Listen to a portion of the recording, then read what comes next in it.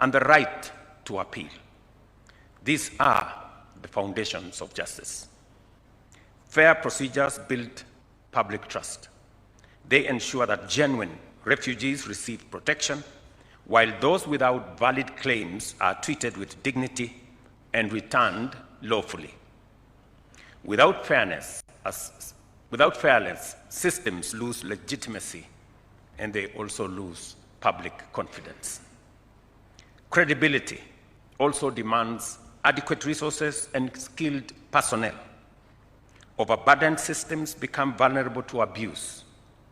Kenya is therefore strengthening the Department of Refugee Services and ensuring documentation, data sharing, and cross-border cooperation to support efficient and consistent decision-making. But as you are all aware, evidence and credibility remain major challenges in refugee adjudication. Claims often lack documentation, and applicants may be traumatized or fearful, making it difficult for them to express themselves clearly or present their cases effectively. This is why training judges in trauma-informed interviewing and ensuring access to reliable country of origin information are essential. Judicial officers must be equipped to assess credibility fairly and consistently. Transparency and accountability are also essential. Governments must publish data, allow independent oversight, and communicate openly with citizens to strengthen public trust and counter misinformation and xenophobia.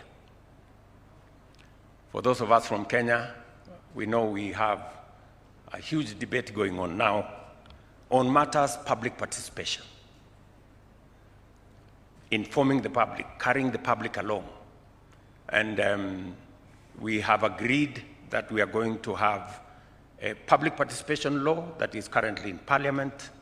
We got an advisory from the Supreme Court on the necessity to have a public participation law that makes sure that there is sufficient input from the public in a manner that is organized, in a manner that is orderly, so that we avoid unnecessary litigation and ensure that we carry the public along and we discharge our responsibilities of the requirements of citizens in a legal, orderly, and effective way. Distinguished delegates, the global displacement landscape is rapidly evolving. Climate change is now one of the most significant drivers of human mobility, with droughts, floods, and desertification uprooting millions across Africa and in many other parts of the world.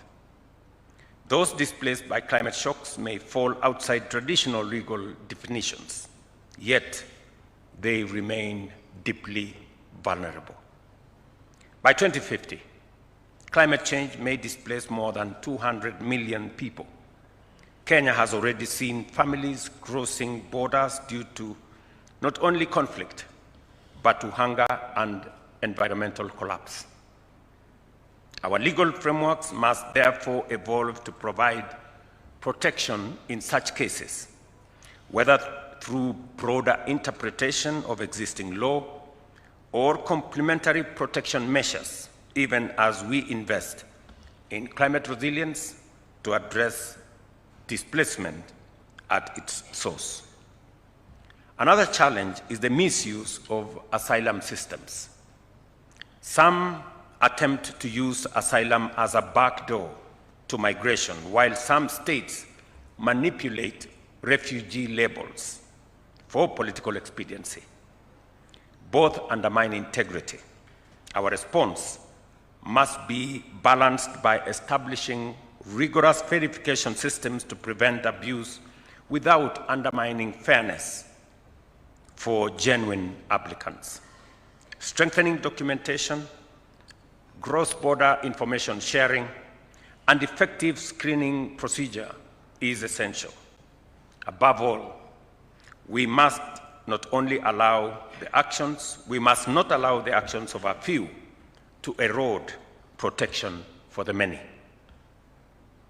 Human trafficking and the smuggling of migrants are transnational crimes that prey on the vulnerability of refugees and undermine state authority over migration. Smugglers and traffickers exploit refugees, often subjecting them to abuse, forced labor, and other forms of exploitation. Kenya has aligned its laws with international standards, strengthened penalties, and enhanced cooperation with regional partners. Yet enforcement must go hand in hand with compassion. Victims of trafficking must not be treated as criminals. Our systems must recognize that trafficked persons may have valid protection claims and ensure that they receive justice and dignity. The digital age brings both promise and peril. Artificial intelligence can help streamline asylum processes, reduce backlogs, and improve access to justice. It can assist judges to rapidly analyze precedents and help asylum seekers understand procedures by translating documents into languages they understand. Yet, artificial intelligence also carries risks, including algorithmic bias and a lack of transparency. Over-reliance on automated systems could undermine fairness. Technology must therefore remain a servant of justice, not its master. Any use of artificial intelligence must be transparent, must be accountable, and subjected to human oversight. Refugee protection is, after all, at its core about human dignity, something no machine can replicate. Excellencies, honorable judges, the integrity of refugee and migration systems have profound implications for the legitimacy of our laws and the protocols designed to protect vulnerable groups such as refugees and migrants. Integrity ensures that the systems protect those in genuine need, resist manipulation, and commands the trust of both refugees and citizens. Without it, we risk the breakdown of asylum systems and the erosion of our shared humanity. Kenya is proud of its contribution in hosting refugees and in developing a very strong legal framework in this field.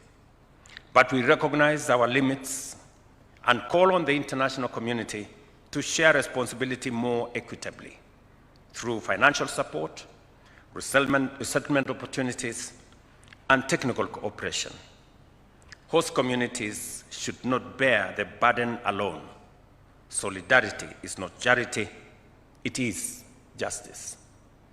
And therefore, sharing the burden of refugees and asylum seekers and migrants is an act of solidarity and an act of justice, because such persons deserve the support and the assistance of the countries that they end up. As you deliberate on these issues over the next few days, I urge you to continue upholding fairness, courage, and independence in your decisions, and to balance between the aspects of asylum seekers and refugees that require adjudication out of persecution, running away from climate change effects, conflict, and many other areas. But there is a bigger element that is positive about migration. I will give you two examples. Today, as a country, we have signed bilateral labor agreements with many countries, including the last one with Germany and Austria. Last week, I was in Qatar and we were discussing migration, positive, orderly migration that helps share resources and also help build capacity in different parts of the world. As a result of migration, today we have close to 430,000 Kenyans in the last 2 years who are working outside Kenya. It is migration in a positive sense. And as a result of that increase of number of Kenyans working outside Kenya, we got $1 billion more from our diaspora remittances. And we are using it positively to build our country. So there are equally aspects, positive, very positive aspects of migration. This morning, I was having another conversation on migration. This month, we will be launching one of our largest infrastructure projects, dueling 175 kilometers of road from just outside Nairobi to a place called Mau Summit. And among the conversation I was having this morning is how we are going to bring in high-end engineers to work with our Kenyan engineers to build their capacity, because we are undertaking one of the largest projects ever undertaken in Kenya. And we need transfer of knowledge, transfer of technology, and how migration is going to support the transfer of knowledge, transfer of expertise into Kenya. So again, we have areas of very positive migration. And lastly, we made a policy decision as a country to eliminate visa requirements for people coming from our continent, that is in Africa, to facilitate greater movement of people, and with it, ideas, knowledge, expertise. And we are seeing a very positive trajectory on allowing people to move much more freely within our regions. In any case, slowly but surely, as they say, the world is becoming a global village. I sympathize with the people who believe that they can stop migration, because I don't think they will succeed. The thing we need to do is to make it organized, is to make it orderly, and to provide mechanisms like the ones you're discussing here today of how to make it better and how to safeguard the interests of those migrating, of the countries they go to, of the communities they will live in, and make it better. The Shirika plan that we launched a couple of months ago is transforming refugees from being a burden to the communities, to them working with the communities to forge enterprise, to do business together, and to leverage on the expertise and the knowledge and the efforts of the refugees in building the communities that hosts them. So again, there are very positive aspects, so that even as we consider the whole aspect of refugees and migrants, we must be careful not to criminalize the movement of people, because there are very positive elements as well. Let me conclude my remarks by saying, always remember that the decisions you make reverberate beyond the courtroom. They shape lives, preserve families, and safeguard the credibility of the international protection regime. Ladies and gentlemen, I now declare the 14th World Conference of the International Association of Refugee and Migration Judges officially open, and I thank you for your attention.